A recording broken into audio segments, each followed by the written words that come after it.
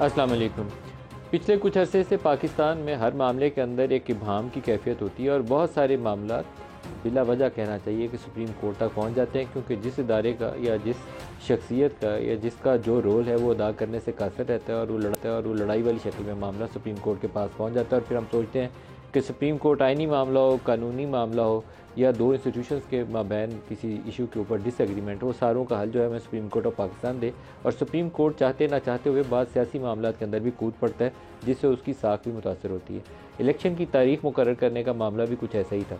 सबसे पहले तो बंदयाल साहब ने कोशिश की कि वो एक एडमिनिस्ट्रेटिव ऑर्डर से इंतखाबात की तारीख देंगे, जिसको इलेक्शन कमीशन ने बड़ा कामयाबी के साथ उनको नाकाम बना दिया। अब ये अच्छी बात तो नहीं थी, दुरुस्त तरीका तो ये था कि इंतखाबात बर वक्त हो जाते। पंजाब असम्बली में भी और KP असम्बली में भी जो दोनों डिज़ोल्व कर दी गई थी, तो वहाँ जो मुद्दत उसकी शर्त थी 90 रोज़ के अंदर कराने की, उसके ऊपर अमल पैरा होते और इंतखाबात हो जाते, वो नहीं हुआ। फिर 9 अगस्त को जब असम्बलियाँ तहलील की गई, उसके बाद भी एक 90 रोज़ की शर्त बनती है और 90 रोज़ की शर्त के मुताबिक ये इंतखाबी अमल जो था 7 नवंबर तक पूरा होना था। और आइन कहता है कि उसकी अगर मुद्दत से 1 रोज़ पहले भी तहलील हो जाए असम्बली, तो सदर साहब को उसकी तारीख देंगे। ना सदर साहब ने तारीख दी, ना इलेक्शन कमीशन इस मामले में आगे बढ़ा। और जो PDM की हुकूमत थी, उन्होंने उसके ऊपर से कमाल ये किया कि जाते जाते 1 हफ़्ता पहले जाने से सेंसस के रिज़ल्ट्स अप्रूव किए और उनको गज़ट नोटिफिकेशन के ज़रिए जारी कर दिया, जिसके बाद इलेक्शन कमीशन की ये ज़िम्मेदारी बन जाती है कि नई हल्काबंदियाँ करें। तो वो पूरा अमल ताख़ीर का शिकार करने के लिए रोल अदा किया शहबाज शरीफ की हुकूमत ने कि ये इंतखाबात कहीं 7 नवंबर को हो ना जाए। बिल्कुल लास्ट वीक में जब ऑफिस की मुद्दत ख़त्म हो रही थी, तो उन्होंने सेंसस के रिज़ल्ट्स को गज़ट नोटिफिकेशन के ज़रिए लागू कर दिया। अब ये मामला सुप्रीम कोर्ट तक दोबारा पहुंचा। सुप्रीम कोर्ट के सामने इस्तदा तहरीक इंसाफ की और बाकी बहुत सारे और वकला की ये थी कि इंतखाबात के हवाले से एक वाज़ेह जो टाइम फ्रेम है वो दिया जाए। अभी चीफ इलेक्शन कमिश्नर ने आज तो वहाँ सुप्रीम कोर्ट के सामने पहुंचकर एक तारीख का कह दिया कि हम 11 फरवरी को इंतखाबात के लिए तैयार हैं, लेकिन आज से पहले तक वो कभी कहते थे फरवरी में हो जाएंगे, और फिर उन्होंने 15 दिसंबर तक का जो डिलिमिटेशन ऑफ कॉन्स्टिट्यूंसीज का प्रोसेस था, उसके लिए एक तारीख मुकर्रर कर दी थी कि वो 15 दिसंबर तक मुकम्मल हो जाएगा। उसके बाद इंतखाबी अमल की तरफ जाएंगे जो जनवरी के आखिर में हो जाएगा। अब जनवरी से आखिर से वो दोबारा फरवरी में पहुंच गया।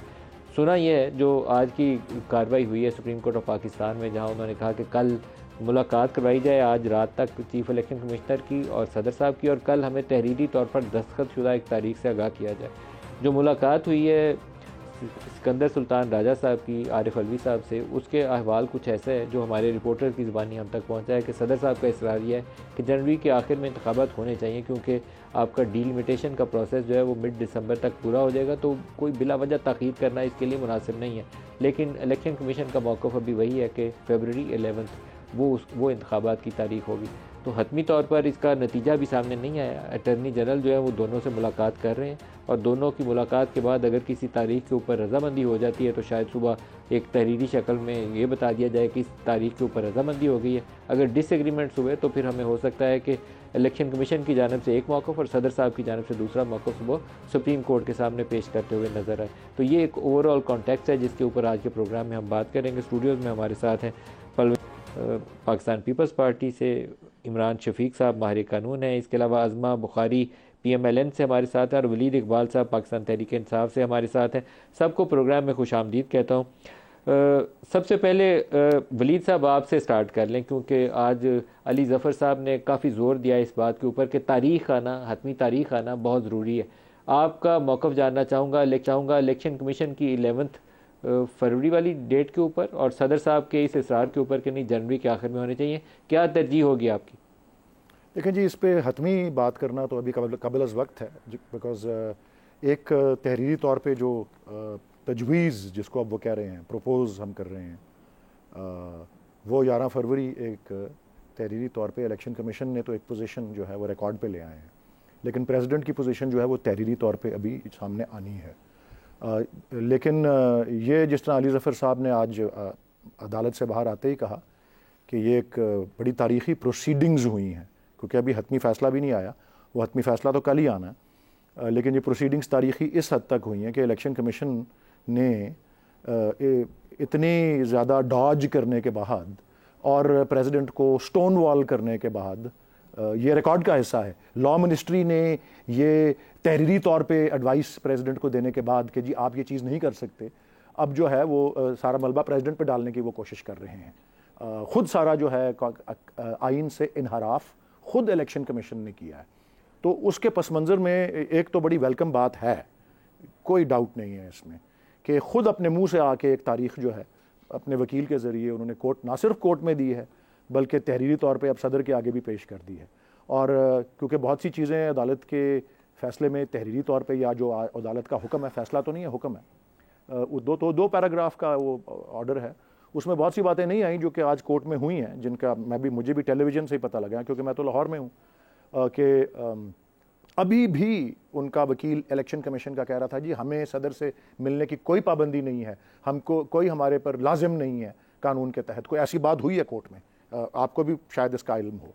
तो ये सारी कशमकश, वो इलेक्शन एक्ट जो अमेंडमेंट है उसके ऊपर वो सहारा लेकर वो आइन को, एक्चुअली एक्ट तो कभी ओवरराइड नहीं करता, लेकिन दुरुस्त है, आइन को फौकियत हासिल है, आइन को हर सूरत फौकियत हासिल है।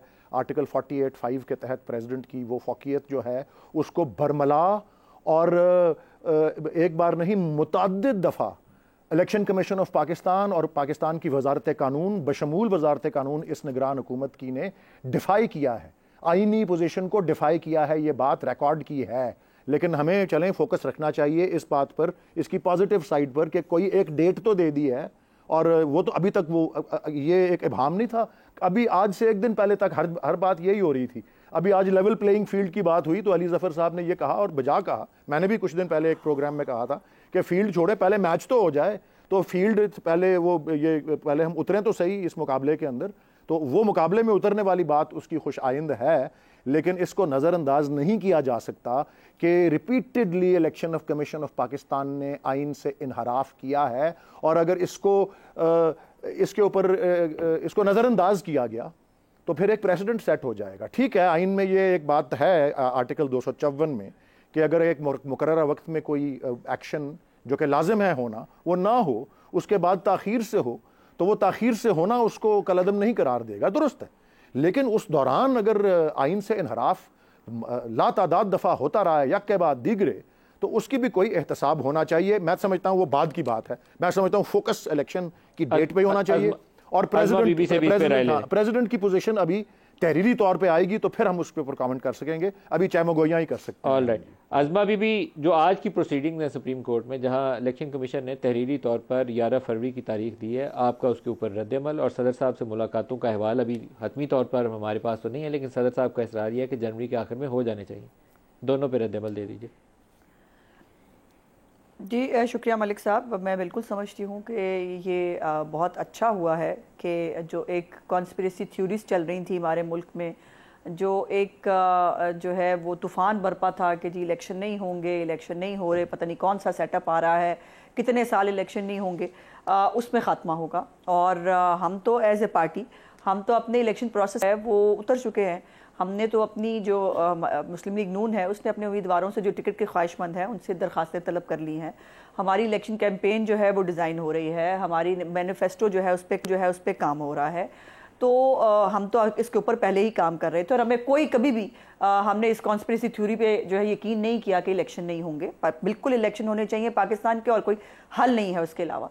लेकिन एक दो बातें जो है मैं वलीद साहब की ज़रूर रिस्पॉन्ड करना चाहती हूँ। पहली तो बात यह है कि ये पिटीशन जो है, ये असम्बलियाँ जो बार बार जिक्र किया जाता है, पंजाब और केपी की असम्बली को तोड़कर उसके जो इलेक्शंस नहीं हुए उसके ऊपर ये बात करते हुए ये भूल जाते हैं कि वो असम्बलियाँ जो है वो किस जो है वो नीयत के तहत तोड़ी गई थी। वो पाकिस्तान के अंदर डिस्टेबिलिटी के लिए तोड़ी गई थी।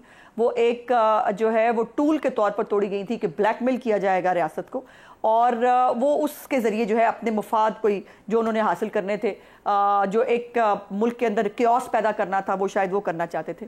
दूसरी बात यह है कि क्या ये जो मरदमशुमारी है, जो आपको याद होना चाहिए, मैं वलीद साहब को याद कराना चाहती हूँ, जब इनकी हुकूमत RTS बिठा के आई थी उस वक़्त जो है ये मरदमशुमारी जिसके ऊपर इलेक्शंस हुए थे उसको प्रोविजनल कहा गया था। उसके ऊपर बहुत सारे एतराज़ात मौजूद थे, उसके ऊपर तमाम पॉलिटिकल पार्टीज़ ऑलमोस्ट जो है वो उसके ऊपर एतराज़ कर रही थी, और प्रोविजनल रिजल्ट्स कहकर उसके ऊपर जो है वो, और फिर ये MQM ख़ास तौर पर कैबिनेट में शामिल ही मरदमशुमारी के एतराज़ के साथ हुई थी। और उसी के बाद इमरान खान की हुकूमत ने जो है वो नई मरदमशुमारी का जो है वो ऐलान किया था, लेकिन मरदमशुमारी नहीं करवाई।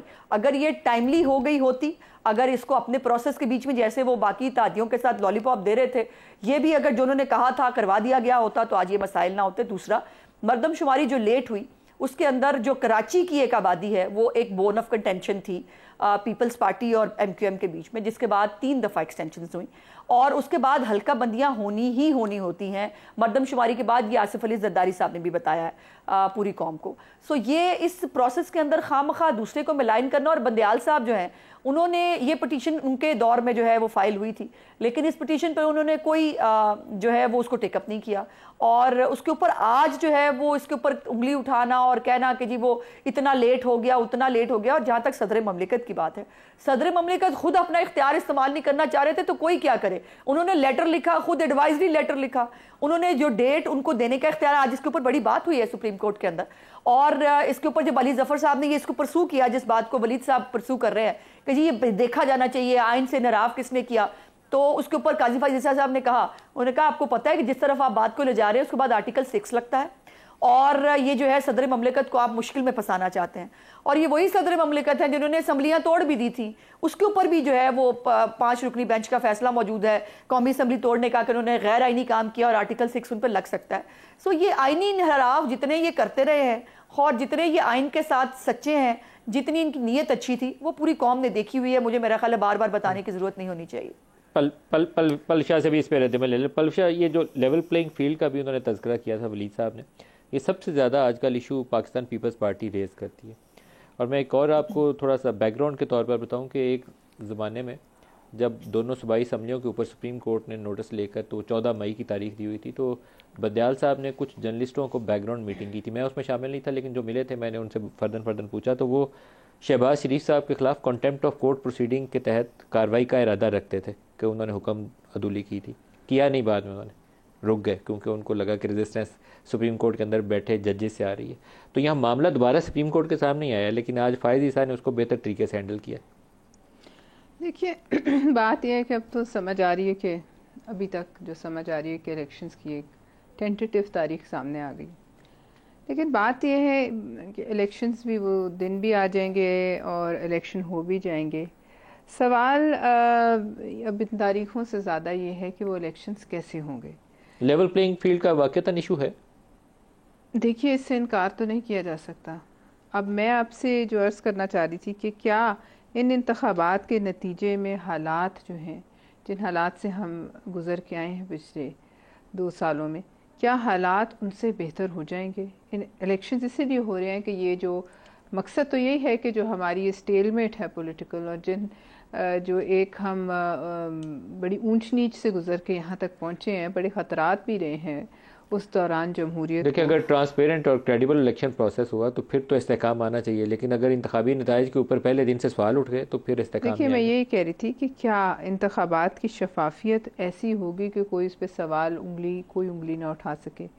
अगर तो ऐसा हुआ तो फिर तो मैं समझती हूँ कि मामलात संभल जाएंगे, लेकिन अगर ऐसा ना हुआ और इंतखाबात पर ज़रा भी जो है उनकी शफाफियत पर सवालिया निशान हो, इस तमाम प्रोसेस के बावजूद, इतने इंतज़ार के बावजूद, इतने अप्स एंड डाउन्स, ऊपर नीचे उतार चढ़ाव जिनसे ये कौम गुजरी, उसके नतीजे में मईशत का जो हाल हुआ वो भी हमने देखा, दुनिया में बड़े सवालात उठे। इसके बाद अगर इलेक्शंस की शफाफियत पे लोगों को एतराज़ हुआ तो फिर जो मंज़र होगा ना नदीम मलिक साहब, वो कोई इतना खुशाइंद इस मुल्क की जमहूरियत और सियासत के लिए नहीं है। ये फिर सांप सीढ़ी का जो खेल होता है कि हम ऊपर ज़रूर पहुंच जाते हैं मगर फिर कोई हमें डस के वापस ज़ीरो पे पहुंचा देता है। जो जरदारी साहब का एक हालिया बयान है कि हमने अगर चाहा तो नवाज शरीफ वज़ीर आज़म नहीं बनेंगे अगर हमने रुकावट डाली, तो ये इसका भी कोई कॉन्टेक्स्ट है? देखिए मैं इस पर आपको एक क्लैरिफिकेशन देना चाहती हूँ। उन्होंने ये नहीं कहा था और ये क्लैरिफिकेशन हमने दे भी दी है। उन्होंने ये कहा था कि हम अपना उम्मीदवार जो है लाएंगे और ये हर पार्टी का हक है, लेकिन उसको तोड़ कर मरोड़ के ये कहा गया कि हम नवाज शरीफ साहब को रोकेंगे, ये उनके अल्फाज नहीं है। ये उनकी ये क्लैरिफिकेशन आपकी तरफ से आ गई, पीपल्स पार्टी की तरफ से क्लैरिफिकेशन है। इमरान साहब आपका तजिया आज की प्रोसीडिंग्स के ऊपर? आज की प्रोसीडिंग में सबसे अहम बात जो सामने आई है वो ये है कि सुप्रीम कोर्ट ने पास्ट जो भी इसमें फैसले थे, कंट्रोवर्सीज थी, उसको अवॉइड किया है। एक तरफ रखे उन्होंने तारीख के ऊपर बात कहा, तारीख दे दें। दूसरा उन्होंने इस चीज़ पे भी अवॉइड करने की कोशिश की है, जो कि बहुत से वकला जिस तरफ लेके जाना चाह रहे थे उसको, कि ये कोई क्रिमिनल प्रोसीडिंग्स बन जाए, कोई कंटेम्प्ट बन जाए, कोई आर्टिकल 6 की तरफ चला जाए। तो सुप्रीम कोर्ट ने उसको भी अवॉइड करने की कोशिश की है, और फोकस अपना सुप्रीम कोर्ट का शुरू से जो नज़र आया वो ये था कि किसी तरीके से इलेक्शन की डेट आ जाए। और डेट के लिए भी सुप्रीम कोर्ट ने कोई जल्दबाजी का मुजाहरा नहीं किया, बड़े तहम्मुल के साथ सारी प्रोसीडिंग की है। लेकिन उन्होंने एक रूल तय कर दिया है कि सदर की मुशावरत जो है या सदर का तारीख देना वो एक हतमी बात है, जो हमारे आइन में लिखा हुआ है। वो भी एक बड़ी इंपॉर्टेंट बात है। वो ये है कि देखें, सुप्रीम कोर्ट के जजेस अब ये बात ज़रूर समझते हैं कि आर्टिकल 48(5) की मौजूदगी में अब जो कि सदर को इख्तियार देता है, अब ये जो अमेंडमेंट इन्होंने की थी, लेकिन उस इख्तियार का सदर साहब को भी पता है, मुझे भी पता है, आपको भी पता है। अच्छा, सदर साहब ने उसको होते हुए तारीख क्यों नहीं दी? मैंने लास्ट टाइम आपके प्रोग्राम में आया था तो मैंने एक जुमला कहा था कि जो खत सदर साहब ने लिखा है, ये खत ये नहीं है कि इंतखाबात किए जाएं, ये खत ये है कि इंतखाबात कैसे ना किए जाएं। गोलमोल खत है ना, और गोलमोल उसमें सारी वजूहात ये दी हुई थी कि देखें इलेक्शन कमीशन ने ये भी कहा है, ये भी कहा है, तो इसलिए अब ये देख लें। और सुप्रीम कोर्ट में पिटिशनें भी आ चुकी हैं, तो फिर इलेक्शन कमीशन सुप्रीम कोर्ट क्यों ऐसा क्यों किया सदर साहब? ये एक इब्हाम है, मैं भी समझना चाहता हूँ, क्योंकि आइन के होते हुए कोई एक्ट जो है उसको वो सुपरसीड नहीं करता या ओवरराइड नहीं करता, तो एक्ट आइन तो बड़ा वाज़ेह था। सदर साहब को आदत पड़ गई है आइन की वायलेशन की।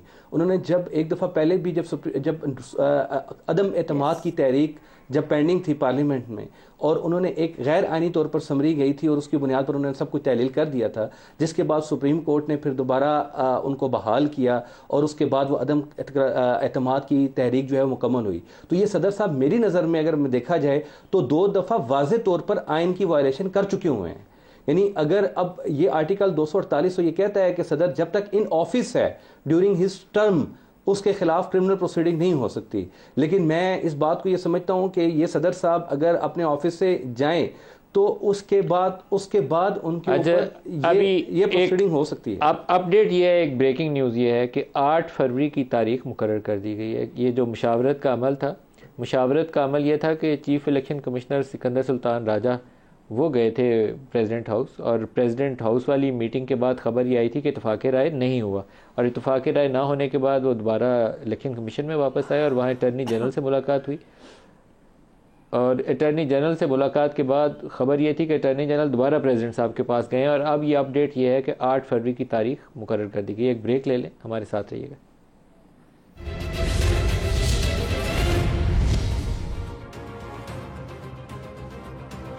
प्रोग्राम में दोबारा खुशामदीद कहते हैं। जैसे ही हम ये प्रोग्राम में अपनी बातचीत आगे बढ़ा रहे थे तो जो ऑफिशियल स्टेटमेंट है वो ज़ाहिर ये करती है कि इत्तफाक़ राय के साथ 8 फरवरी जो है उस तारीख़ का तयन किया गया, जिसके ऊपर कल सुप्रीम कोर्ट को भी आगाह कर दिया जाएगा आइंदा आम इंतखाबात के लिए। वलीद इकबाल साहब, अब आप बराह रास्त इसके डेट के ऊपर भी कमेंट कर सकते हैं, और जो आउटकम है इलेक्शन प्रोसेस की इंशाअल्लाह ताला होपफुली फरवरी के महीने में, उसके ऊपर भी कमेंट कर सकते हैं। ये ऑफिशियल स्टेटमेंट है प्रेसिडेंसी की भी और इलेक्शन कमीशन ऑफ पाकिस्तान की भी, 8 फरवरी। ये तो आप ने सिर्फ इसका ज़बानी, मैंने वो स्टेटमेंट्स चूँकि नहीं देखी, आप डिस्प्ले कर रहे हैं स्क्रीन पे, लेकिन आई थिंक ज़्यादा अहम वो होगा जो कोर्ट में कल दाखिल किया जाएगा, और उससे इस बात का अंदाज़ा होगा कि एग्जैक्टली उसके क्या खदोखाल हैं सारी उस जो इत्तफाक़ राय के। लेकिन मैं क्योंकि कोर्ट का ऑर्डर आज का मेरे सामने है और जो इलेक्शन कमीशन ने आगे तहरीर किया वो मेरे सामने है, मैं एक बात ज़रूर फिर से एक तरह से दोहराना ही चाहता हूँ कि 2 चीज़ें आज जो मैं समझता हूँ पॉजिटिव या जिसे कहते हैं मुस्बत निकली हैं। और इलेक्शन कमीशन, मैं देखें ये अज़मा बुखारी साहिबा कहती रहे कि जी सारे के सारे इस मैदान के अंदर नेक नीयत है, सिर्फ PTI बदनीयत है। चलें, वो इनकी अपनी पोजीशन हो सकती है या अपनी इनकी राय हो सकती है, इसमें मैं नहीं पढ़ता, लेकिन इलेक्शन कमीशन की जितनी क्रेडिबिलिटी जो है वो गिरी है पिछले 1-1.5 साल में, और ख़ास तौर पे जब से 2023 का साल शुरू हुआ है। आज के इस हुक्म ने, ऑर्डर ऑफ द कोर्ट ने 2 चीज़ों पे उनको जो है मजबूर ज़रूर किया है, और ये मैं समझता हूँ बड़ी मुस्बत बात है। नंबर 1 कि वो एक डेट दें, क्योंकि वो डेट देने को मुसलसल डॉज कर रहे थे। नंबर 2 कि वो जाके सदर को ऐवान सदर में जाके मिलें, क्योंकि वो उनको तहरीरी तौर पे कह चुके थे कि तुम कौन होते हो हमको कुछ कहने वाले, तुम्हारा कोई लेना देना नहीं है इस चीज़ से। और अब अज़मा बुखारी साहबा कह रहे नहीं जी, सदर का इख्तियार था वो इस्तेमाल करें। इन्होंने तो कानून को अमेंड करके सदर से वो इख्तियार छीन लिया था, भले वो आइन के मुतसादिम हो। आइन के मुतसादिम इन्होंने एक और भी तरमीम की हुई है, वो ये है कि कोई शख्स जिसको डिस्क्वालीफाई किया जाए और आइन में डिस्क्वालिफिकेशन का क्लॉज जो है वो खामोश हो तो वो डिस्क्वालिफिकेशन 5 साल की होगी। हालांकि उसकी तशरीह बहुत से केसेस में सुप्रीम कोर्ट कर चुका है कि वो ताहयात होगी। तो ये तरामीम तो करते रहे, अब इसमें नेक नियति या बदनीयति के उसमें मैं नहीं पढ़ना चाहता। मैं तो समझता हूं कि खैर मकदम करना चाहिए इस प्रोसेस का और कोर्ट की इस इंटरवेंशन का, जिसने एक आईनी इदारे को जो अपने मेरी राय में और मेरी पार्टी के राय में अपने आईनी फ़राइज़ से मुसलसल इनहराफ कर रहा था, कि उसको पिन डाउन करके, उसको कॉर्नर करके उसके आईनी जो है जिम्मेदारी के ऊपर लेके आया है। और अब उसके नतीजे में हम देख रहे हैं, और मेरे ख्याल में ये खैर मकदम के काबिल है। वैसे अभी भी ये ऑर्डर जो है ना, ये खामोश है इस बात पे कि ये इख्तियार किसका है। ये लिखा हुआ है let a date be appointed, ये नहीं कहा अपॉइंटेड बाय द प्रेसिडेंट। बहरहाल कल ये सारा कुछ वाज़ेह हो जाएगा, बिकॉज ये ऑर्डर जो है it will then convert into a judgment of the court, क्योंकि वो हतमी फैसला फिर जजमेंट होता है। अज़मा बीबी, जो अभी वलीद इकबाल साहब ने एक जिक्र किया, आप डेट के ऊपर भी कमेंट करिएगा, लेकिन इन्होंने बड़ा एक इंटरेस्टिंग कमेंट किया कि सुप्रीम कोर्ट अपने फैसलों के अंदर 62(1)(f) के नीचे जो नाहली है उसको ताहयात कह चुका है, वो एक्ट के ज़रिए उसको तब्दील नहीं किया जा सकेगा। तो ये वाला मामला थोड़ा टेढ़ा मामला है, ये आपको परेशानी करेगा। ये सुप्रीम कोर्ट के अंदर जब ये मामला नवाज शरीफ साहब की और जहांगीर तरीन की नाहली का आया था, तो उसी में सुप्रीम कोर्ट के 5 रुकनी बेंच ने यह करार दिया था कि 62(1)(f) के नीचे नाहली ताहयात है, और आपको ये परेशानी आएगी। इलेक्शन एक्ट चैलेंज होगा या नवाज शरीफ के नॉमिनेशन पेपर्स चैलेंज हो गए, दोबारा सुप्रीम कोर्ट में ही ये मामला जाएगा और वहीं फैसला होगा। पहले तो मैं ये बात कर लूँ कि जो सदर ममलकत जो है, जिनको पीटीआई जो है पता नहीं मानती है नहीं मानती, कभी कहते हैं कि उन्होंने दिल बहुत दुखा दिया है, उनको ताल्लुक़ नहीं है, फिर जो है वो उनके साथ खड़े भी हो जाते हैं। तो ये कह रहे थे कि उनका इख्तियार है, मैंने वो बात की थी। और ये पता नहीं 3 दिन जो है पीछे ले जाके, जो संडे की बजाय जुमेरात को ले जाके, ये कोई आइन की बालादस्ती को यकीनी बनाया गया है या कोई हिसाब किताब के ज़रिए ये जो है ये दिन किसी फाल में से निकला है कि ये दिन जो है वो जुमेरात का 8 फरवरी का होगा। बट जो भी होगा, हमें उसके ऊपर कोई एतराज़ नहीं। जहाँ तक आपके सवाल की बात है, देखिए मेरी गुजारिश ये है कि एक तो वलीद साहब को मैं ये भी बता दूं कि ये जो आज बेंच था, ये 3 रुकनी बेंच था, और प्रैक्टिस एंड प्रोसीजर एक्ट के जजमेंट के बाद अब जितनी भी आइनी दरखास्तें होंगी जिसके अंदर को आइनी क्वेश्चन जो है वो रिजॉल्व करना होगा, वो 5 रुकनी बेंच किया करेगा। इसीलिए आज जो है वो इस तरफ जो है वो वैसे भी चीफ साहब नहीं गए, और उन्होंने दूसरा वैसे भी जैसे मेरे भाई ने भी कहा कि उन्होंने कॉन्फ्लिक्ट से बचने की कोशिश की है। सो ये जो है ये इस इलेक्शन के हवाले से ही बात होगी। जहाँ तक जो खुद जिसका इख्तियार है वो खुद इख्तियार इस्तेमाल नहीं कर रहा था, तो इसमें हमारे पे तो गुस्सा करने की ज़रूरत नहीं है। लेकिन जो नाहली की बात है, देखिए ये भी प्रैक्टिस एंड प्रोसीजर एक्ट के अंदर ये बात को बड़ी डिटेल से डिस्कस किया गया है कि पार्लियामेंट का कानून जो है बनाने का इख्तियार वो क्या है, और क्या उस इख्तियार के ऊपर कदगन लगाई जा सकती है या नहीं। और ये बात भी बड़ी क्लियरली कही गई कि जहाँ पर आइन खामोश है, जहाँ पर आइन में क्लियरली जो है वो नहीं लिखा गया, वहाँ पर सबॉर्डिनेट लेजिस्लेशन भी जो है वो उसका पर्पस सर्व कर सकती है, जो इलेक्शन एक्ट के ज़रिए जो है वो किया गया है। अब इसके ऊपर किसी को अगर कोई शौक होगा, कोई जो है वो दोबारा जो है, मुझे ये सुप्रीम कोर्ट की जजमेंट्स अपनी जगह पर बिल्कुल मौजूद हैं, लेकिन एक्ट ऑफ पार्लियामेंट, मैं as a parliamentarian act of parliament को सुप्रीम समझती हूँ, और एक्ट ऑफ पार्लियामेंट जो है वही कानून बनाने का इख्तियार रखता है, बाकी लोग नहीं रखते, वो तशरीह का इख्तियार रखते हैं, बनाने का इख्तियार नहीं। सो इसलिए मियां नवाज शरीफ साहब की जो केस है उसके हवाले से कतई तौर पर कोई प्रॉब्लम मुझे तो कम अज़ कम नज़र नहीं आती। लेकिन अगर वो, और अब वैसे भी वो दिन नहीं रहे ना जी, जब जो है फरमाइशी पिटीशनें डलती थी और वो चैम्बर्स में जाके वो फिक्स भी हो जाती थी, फौरन डेट भी लग जाती थी और उसके ऊपर मर्जी का फैसला भी आ जाता था। अब वो दिन नहीं रहे, अब आइन और कानून के मुताबिक फैसले होने हैं। ये भी तो बताइए ना, 63A की जो डेफिनेशन की है, जो बाकायदा नया आइन लिखा है सुप्रीम कोर्ट के कुछ जजों ने बैठ के, उसको मैं कहाँ डालूं, उसके बारे में क्या ख्याल है, उसको जो है वो कहाँ रेट करना चाहिए पड़ेगी। उस फैसले को रिव्यू करके रिव्यू का डला हुआ लगेगा रिव्यू, तो आई थिंक उसको रिवर्स करना पड़ेगा, वो गलत फैसला है। मलिक साहब मुझे 1 मिनट चाहिए। बहुत सारे मैं मेहमानों से यहाँ से ले लूं, फिर दोबारा वली साहब आप रिस्पॉन्ड करिएगा। पहले पंशा से पूछ रहे हैं। मैं सिर्फ एक बात करना चाह रहा हूँ जो कि मेरे ख्याल में इनको हेल्प करती है। मैं एक राय देना चाह रहा हूँ एज ए लॉयर। मैंने बहुत से फोरम्स पे ये कहा है कि उसूलन एज ए लॉयर, पॉलिटिकल बात इसको साइड पे कर दे, मैं एज ए लॉयर मैं ताहयात डिस्क्वालिफिकेशन के खिलाफ हूँ। मैं समझता हूँ ये एक एक्सेसिव चीज़ है। Very good. ये मैं वैसे उसूलन एक बात कर रहा हूँ, लेकिन ये एक अलग बहस है कि एक सादा अक्सरियत से आईनी एक तशरीह को ओवर राइड किया जा सकता है या नहीं, वो एक अलग बहस है। मैंने बहुत से फोरम्स पे ये बात की हुई है कि ताहयात डिस्क्वालिफिकेशन, उसके नीचे कोई भी शख्सियत हो, वो एक एक्सेसिव एक्शन है। ऑलराइट जी पलशा, ये नवाज शरीफ वाला मामला जो है ये किसी ना किसी स्टेज पे अब सुप्रीम कोर्ट जाएगा, क्योंकि इलेक्शन प्रोसेस जैसे ही आगे चलेगा ये एक्ट चैलेंज होगा, और इलेक्शन एक्ट जो है वो अगर आइन की उन शिकों से मुतसादिम हुआ या सुप्रीम कोर्ट के उस फैसले को, क्योंकि सुप्रीम कोर्ट ने उस शिक की तशरीह की हुई है 5 रुकनी बेंच ने, तो ये मसला आएगा। देखिए मेरा नहीं ख्याल अब उनको कोई मसला आएगा, रास्ता क्लियर है इलेक्शन तक तो लगता नहीं है। अब इलेक्शन के दिन क्या हो या उसके बाद क्या हो, ये तो मैं आपसे खदशात का इजहार कर चुकी हूँ कि ये एक्ट चैलेंज होगा। हो सकता है सुप्रीम कोर्ट उनको रास्ता दे दे, लेकिन एक्ट तो चैलेंज होगा, हो जाए तो भी, या उनके नॉमिनेशन पेपर्स चैलेंज होंगे, दोनों में से एक काम होगा। वो तो होते रहते हैं, सभी के नॉमिनेशन पेपर्स चैलेंज हो जाते हैं, वो कोई इतनी बड़ी बात नहीं। लेकिन जो अभी नजर आ रहे हैं आसार, उससे मुझे कोई इस किस्म की मुश्किल नजर नहीं है। आपको ये लगता है कि उनको सारे रास्ते खुले मिल गए? नवाज शरीफ को ये लग रहा है तो luck is on his side, लेकिन बात यह है कि ये तो अभी मेरे ख्याल में इलेक्शन के हालात पर, अगर नून लीग भी चूँकि एक सियासी जमात है और नज़र रखती है, इलेक्शन के दिन क्या होगा उस पर कोई डेफिनेटिव बात नहीं की जा सकती। इलेक्शन के दिन किस हद तक शफाफियत होगी, या इलेक्शन से पहले और इलेक्शन के दिन और उसके बाद क्या सूरत हाल बनेगी, अब गेम वो है। अब इस पर हम मतलब किसी को रोका जाएगा या किसी के रास्ते में कोई रुकावट खड़ी की जाएगी, वो कम से कम मुझे तो नहीं नज़र आती। बहरहाल इस मुल्क में कुछ भी हो सकता है, कभी भी हो सकता है, इसलिए मैं रुकावट तो आपको नजर आनी चाहिए। पीटीआई वालों के लिए रुकावट आएगी, जैसे पिछली दफा नून लीग वालों के लिए रुकावट थी, इस दफा वो पीटीआई वालों के लिए होगी। हाँ जी, हो सकता है। लोग अंदर पकड़े जा रहे हैं, उठाए जा रहे हैं, गायब हो रहे हैं, तो वो तो उनके लिए मैं आपसे इसलिए अर्ज कर रही हूँ कि बहुत सी बातों पर इलेक्शन वाले दिन, इलेक्शन से चंद दिन पहले या चंद हफ्ते या चंद माह पहले जो भी मामलात और वाक़यात होंगे, उसके ऊपर आइंदा आने वाली सियासत और मुल्क में इस्तेहकाम या मुल्क की मईशत में इस्तेहकाम या मुल्क में जो एक पोलराइजेशन की फिजा है, ये कम होगी या ये मजीद बढ़ेगी, ये अभी बहुत बड़ा सवालिया निशान है। इमरान साहब आप क्या कहते हैं नवाज शरीफ वाले मामले में? वो जो फैसला, आई थिंक साकिब निसार साहब उस बेंच को हेड कर रहे थे और बंदियाल साहब ने उसका ऐलान किया था, देखिए उसके क्या असरात हैं अभी?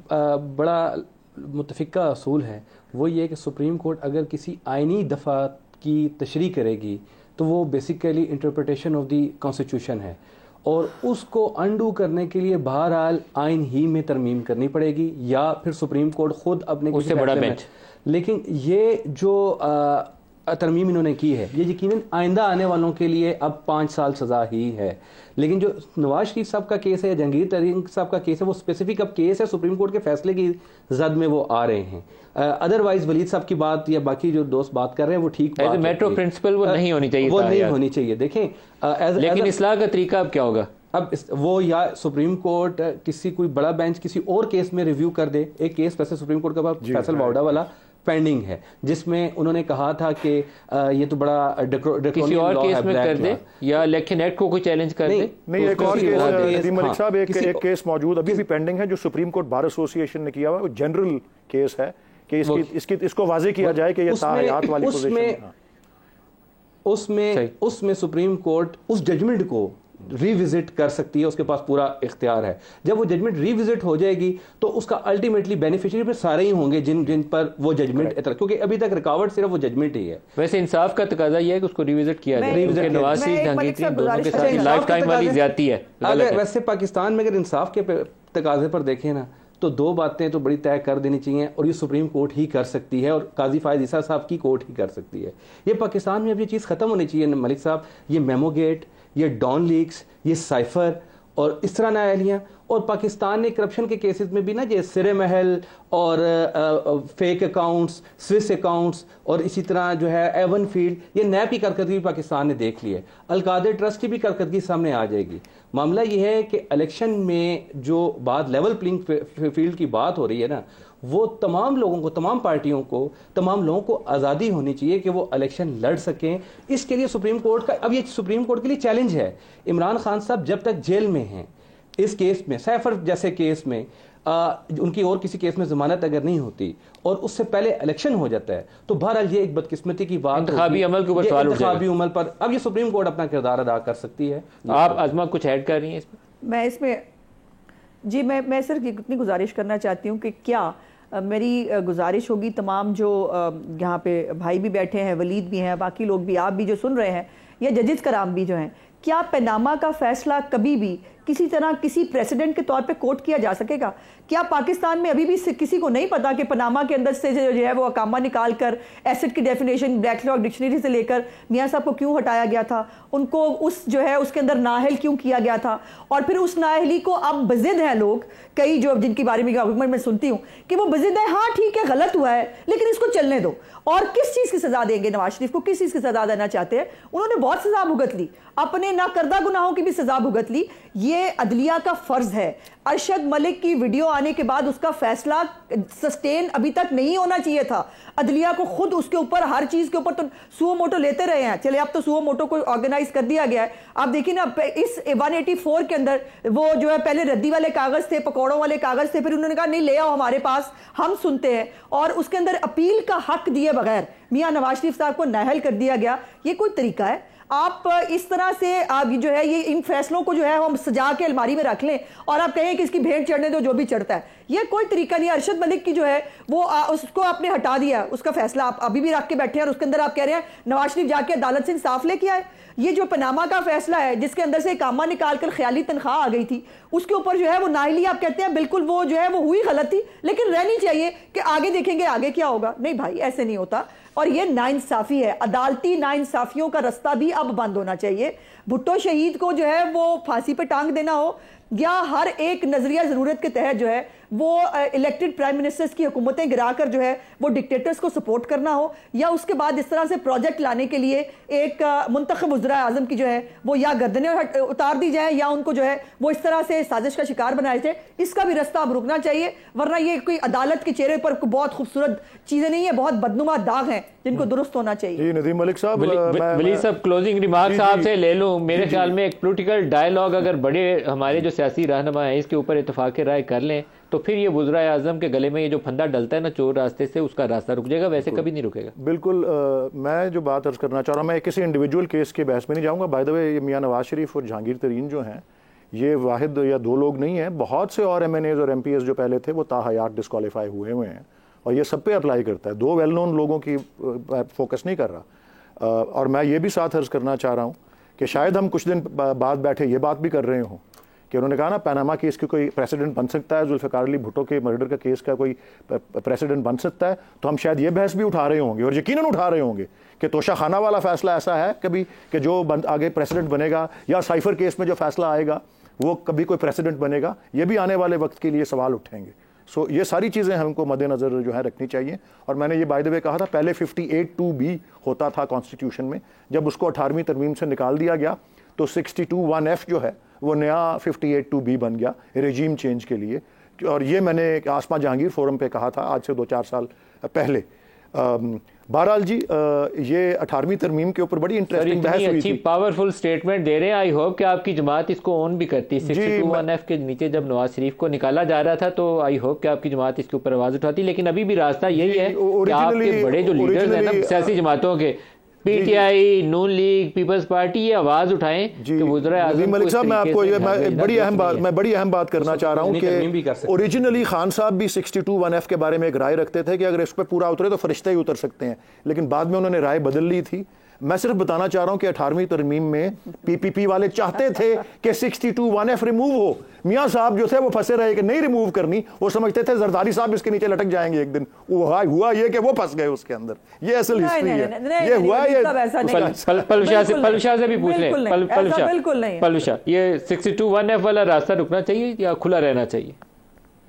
नहीं, देखिए मैं समझती हूँ कि वाकई ये एक्सेसिव है, लेकिन हम तो चाहते थे नैब का भी जो है फैसला मियाँ साहब और हम मिलकर कर लें, लेकिन वो भी ना हो सका और उसके नतीजे में बारी बारी फंसते रहे। और फिर आपको याद होगा कि इमरान खान साहब ने जो है उन्हीं के नैब के ज़रिए ही, और आपको उनके वो चेयरमैन जो थे मशहूर, उनकी जो जावेद चौधरी साहब का इंटरव्यू था, जावेद इकबाल साहब जी, उनका जो जावेद चौधरी साहब को इंटरव्यू था उसमें सारी बात खुल के सामने आ गई। हमने तो चाहा था उस वक्त भी कि नैब का रास्ता जो है ये रोक दिया जाए और इसको आइंदा के लिए ऐसा किया जाए कि इससे लोगों के हाथ पाँव ना मरोड़े जाए। सियासी NRO था ना, लेकिन बात उस वक्त हर बात पे NRO कहते थे ना, NRO ले लिया है।